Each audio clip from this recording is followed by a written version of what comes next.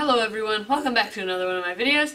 Today I'm going to be teaching you the trick Boing-e-Boing, and this trick is actually kind of hard to get the motion down, but do not give up because this trick, as practicing, will make this trick perfect. Let's go to the tutorial. This is what Boing-e-Boing looks like. And you can also do it really fast. When you know you're good at Boing-e-Boing, eventually you'll want to be able to do it slow, and then speed it up, and then slow it down again.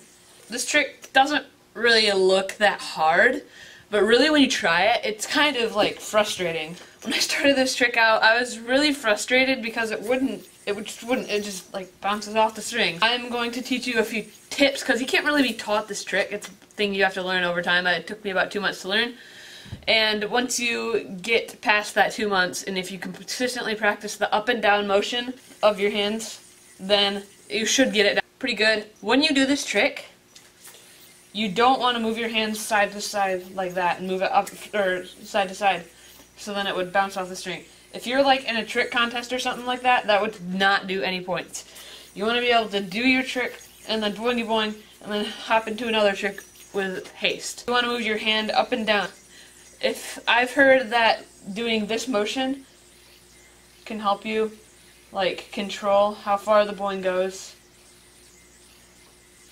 So you just basically hop it over and under. And you can go over and back. Just do some quick boings, just practicing it.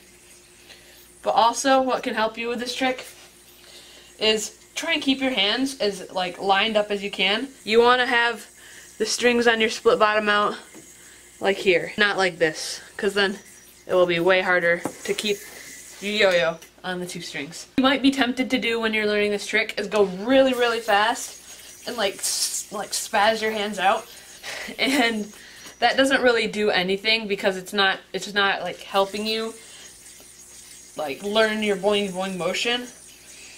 And also what I did when I started is I did boings way up here. That works, but you're basically just twitching your hands.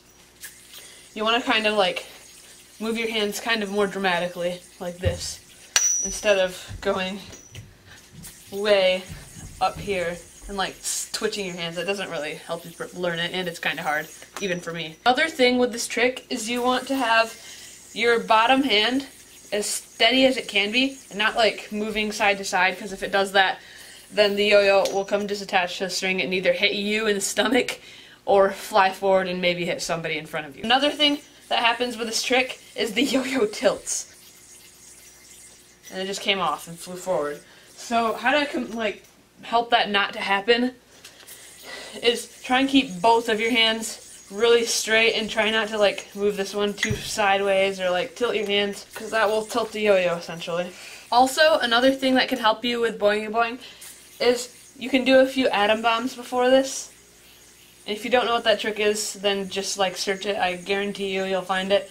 Do a few atom bombs, and you can it'll make the strings a lot shorter, so you can get the boings a lot more in the middle and more consistent. This has been the tutorial on Boing-e-Boing. Thank you all for tuning in. See you in the next video.